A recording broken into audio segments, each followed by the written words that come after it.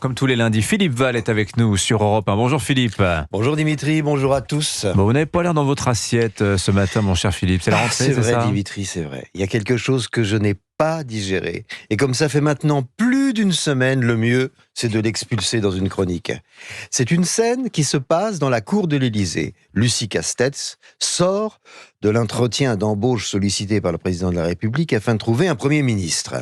Lucie Castetz, tout sourire, entourée de ses camarades écologistes, socialistes, LFistes, tous plus sympathiques les uns que les autres, au point que pour les plus âgés d'entre nous, on pourrait la confondre avec Édith Piaf, entourée des compagnons de la chanson qui s'apprêtent à entonner les 3 cloches, sauf que là, les cloches sont une dizaine. Alors jusqu'ici, c'est sympathique. Et qu'avez-vous retrouvé d'indigeste ?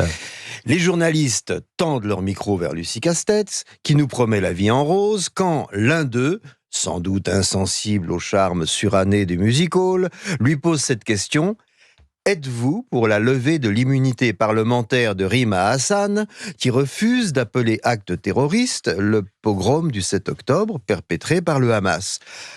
Alors Lucie Castetz répond tout sourire: cette question n'est pas à l'ordre du jour. Et là, ça coince, ça ne passe pas. Citrate de bétaïne, Alka-Seltzer, oxyboldine, rien n'y fait. Comme on dit vulgairement, j'ai la gerbe. Ça prétend être Premier ministre de la France, et quand on lui pose une question qui engage l'identité même de la France, à savoir sa position face au terrorisme islamique et à l'antisémitisme, Madame Lucie considère que ce n'est pas à l'ordre du jour. Mais alors c'est quoi l'ordre du jour pour un Premier ministre ?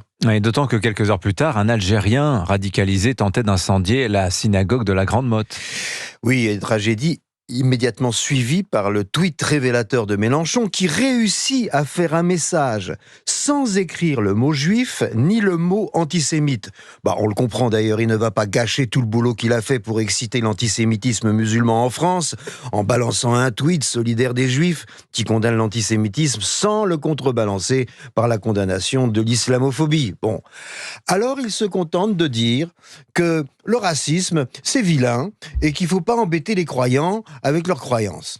Non mais que croit la bande de Mélenchon, Castetz, Bompard, Faure et autres David Guiraud? Qu'on va laisser passer tout ça? Qu'on va regarder s'installer dans les ministères des antisémites et des copains d'antisémites comme les vaches regardent passer des trains? Ils croient qu'ils sont les seuls à savoir manifester et paralyser un pays? Je crois connaître la France aussi bien qu'eux. C'est le pays où Dreyfus a gagné, où Maurice Papon a été jugé et condamné, le pays où pendant la guerre des justes, au péril de leur vie, ont caché des juifs, le pays qui a mis Simone Veil au Panthéon et qui s'apprête à y faire rentrer Robert Badinter aux côtés de Voltaire, de Zola et d'Hugo.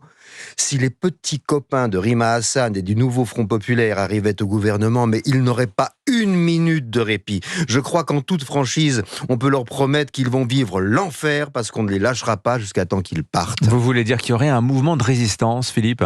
Oui, je crois que tout Français qui se respecte est parfaitement déterminé à chasser des ministères de la République les antisémites, les islamo-compatibles et les faux culs qui font semblant de condamner l'antisémitisme pour mieux l'attiser. Je ne suis pas tout seul à mal digérer. L'immense majorité de la population commence à avoir de sérieux problèmes de digestion avec cette bande de pitres qui déshonore non seulement la gauche républicaine, mais le pays tout entier. Et n'en déplaise à Lucie Castetz, la seule chose qui n'est pas à l'ordre du jour, c'est sa nomination comme Premier ministre de la France. Signature Europe 1, Philippe Val. Merci beaucoup Philippe. On vous retrouve lundi prochain.